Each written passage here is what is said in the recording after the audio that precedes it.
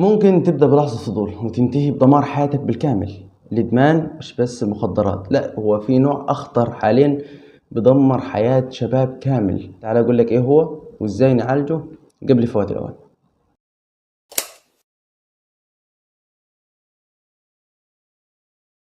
الإدمان مش دايما شكله معروف. في إدمان اسمه العادة السرية والأفلام الإباحية، وده واحد من أخطر أنواع الإدمان اللي مش بياخد حقه في النقاش، ومع إنه ساكت إلا إنه بيهدم حياة ناس كتير. المشكلة إنه مش بيبدأ مرة واحدة، لا، هو بيبدأ خطوة خطوة، واحدة واحدة، من غير ما تحس. طب إزاي بيبدأ؟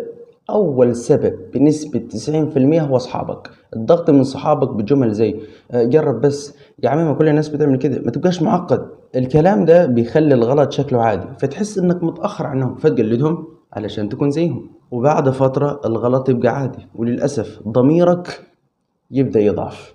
كنا عملنا فيديو على الصحبة، هسيبلك تحت في الوصف، لازم تتفرج عليه. السبب التاني الفضول. فضول بسيط، تقول عايز اجرب بس، لكن الفضول ده مع الوقت يتحول لعادة، عادة يومية مسيطرة على سلوكك، تفكيرك، وحياتك كلها. طب نعمل ايه؟ ازاي نمنع المصيبة دي او حتى نعالجها؟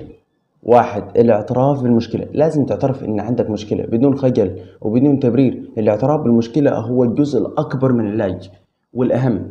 اتنين، تحديد المحفزات. يعني ايه اللي بيخليك تلجأ للعادة السرية او الافلام الاباحية؟ مين او ايه اللي بيشغل الفكرة؟ فلازم تحذر من اصحاب السوء، التصفح على الانترنت بدون هدف، الفراغ. املأ وقتك بأي حاجة مفيدة، اقرأ، طور من نفسك، اسمعني، العب رياضة. المهم ما تقعدش ساكت، ما تقعدش فاضي. ثلاثة، التحكم في الأفكار. أول ما تيجي فكرة من أفكار أو وساوس الشيطان، اتحرك فورا، قوم، نطنط، العب ضغط، اعمل أي حاجة، بس ما تسيبش الفكرة تتمكن منك.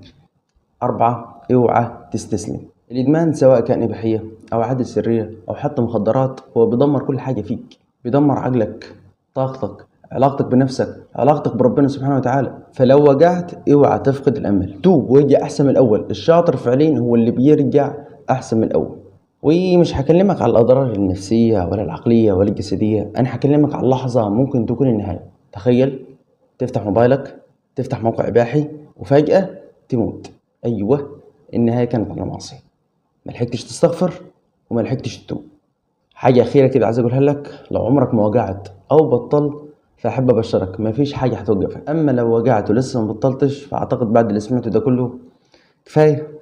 متنساش تعمل لايك، تشترك في القناة وتفعل زر الجرس، وتسيبنا تعليق برأيك عن موضوع حابب نتكلم فيه، وما تنساش تشارك الفيديو مع أصحابك كلهم، والأهم ما تنساش تصلي على النبي. أخوكم محمد السعود، ألقاكم في فيديو جديد وحديث جديد من حديث تهمك. السلام عليكم.